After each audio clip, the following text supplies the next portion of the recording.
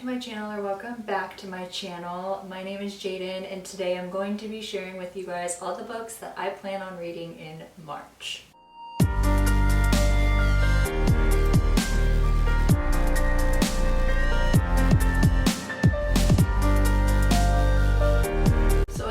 March, I have 8 books on my TBR, but I don't know if I'm going to read all of them. Not that I won't have time to get to them, because my husband's currently away right now and he's going to be away for the whole month of March, so I plan on reading a lot. But a lot of these books I don't own yet because they're not out yet, and I have a bunch of other things that I need to buy for our bedroom. I'll vlog everything, but we got a new bed, so now we need a bed frame and a rug and all that, and so I'd rather spend extra money finding a bed frame and a rug that I like rather than buying books that aren't out yet, where I have a lot of books that I haven't read on my shelf currently. If you watched my 22 anticipated reads in 2022, there was 3 books that come out on March 1st, and that's just a lot of money to be dropping on books that are brand new. If you're familiar with books that are brand new, freshly published, they can range anywhere from like $26 to $30. Even on Amazon they can get pretty spendy.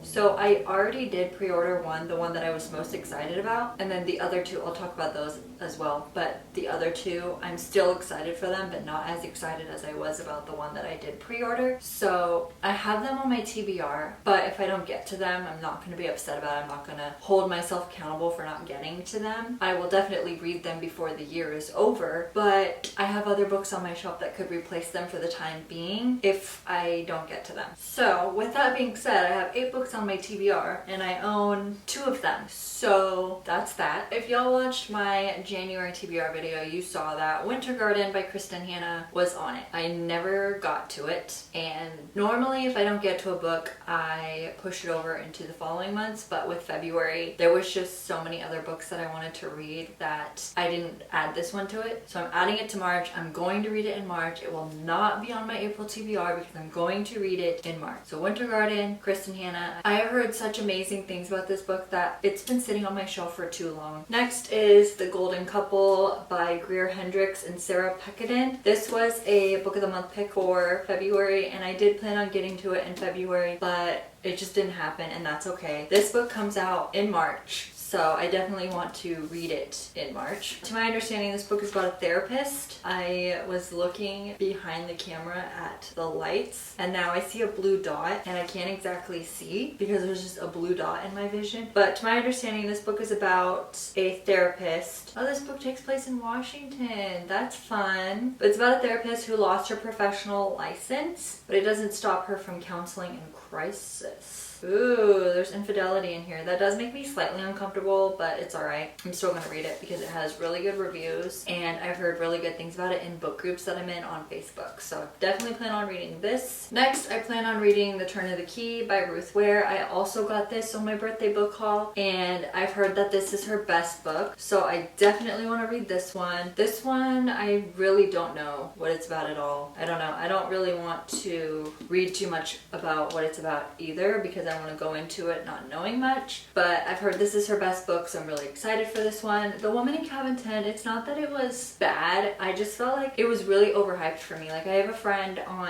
Facebook who, when I first got into reading, I posted a status saying that I'm going to start back into the reading community. I need some good book recommendations. I had a friend that commented on it and said The Woman in Cabin 10, she's read it like 5 times because it's her favorite book. And while everyone's entitled to their own opinion, it just didn't live up to the hype for me, so I was slightly disappointed. I still gave it 4 stars because I feel like last year I was very generous with my reviews and ratings, whereas this year I'm definitely not as easy on my ratings and my reviews. So if I were to reread it, I don't think it would be a 4-star for me, but I definitely don't plan on rereading it anytime soon when I have her other books that I need to be reading. So I definitely plan on reading this one. And then as far as the other books go that aren't out yet, The Night Shift by Alex Finlay, that's the one I pre-ordered. That comes out March 1st. And then Hook, Line, and Sinker by Tessa Bailey also comes out March 1st. I did love It Happened One Summer. I gave that one 4.5 stars and read it in a day. way. But I don't know, I'm just really excited about The Night Shift. I have really high hopes for it. I loved Every Last Fear, so I'm really hoping that I like this one. I really don't want to be disappointed. There was a couple books that I read in February. I'll talk about it more in my wrap up. But there was a couple books I read in February where I was just so disappointed. Also, One Italian Summer by Rebecca Searle or Surly or however you pronounce her last name also comes out March 1st, and I'm very excited for that one as well. But I don't think I'll be reading it until maybe closer to the end of the month, if I even read it at all in March. We will see. Another book that's not out yet but I will be pre-ordering is The Book of Cold Cases by Simone St. James. That book comes out March 15th. I'm definitely reading that one the second it comes out. I will 100% read that book. And then another book that I plan on reading, I have it in my book of the month, like as my book of the month add-on. I'm just waiting for the March books to come out, which by the way, did you guys see that they're now doing it 7 books instead of 5? That's so freaking exciting. Also, A Curse. It's a blessing and a curse because I'm just tempted now that I'm gonna be getting more books. And if you choose, I'm still very new to Book of the Month, so if you guys are familiar, please let me know in the comments. But now that they're doing 7, is there still only 2 add-ons? So like if you pick 2 books from the monthly picks, is one considered an add-on or are they both? How does that work? I don't know.